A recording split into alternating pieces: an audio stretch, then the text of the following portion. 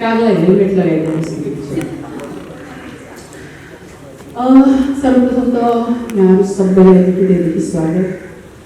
Comedy दरबारलाई season 1 देखि तपाईहरुले जुन एउटा साथ सहयोग प्रोत्साहन उत्साह दिनुभएको छ त्यो सबै हाम्रो श्रोता दर्शक वेल विशर्स सबै माझ पुगेको छ, जसको कारण पटक पटक हामीले केही समयको ब्रेक लिन खोज्दाखेरि पनि हामीलाई ब्रेक लिन हुन्न भनेर पटक पटक दबाव गर्नुभएको छ।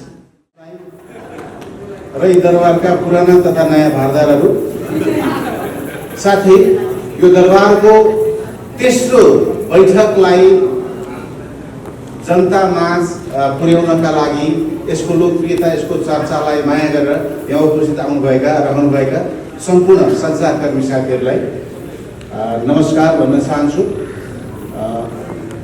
जिन्दगी समाज र समय अब लामो बोल्नेको होइन, जसले छोटो बोल्छ त्यसले चुनाव जित्छ, जिन्दगीमा पनि दरबारमा पनि र चुनावमा पनि। यो बडा माननीय डायलग होइन।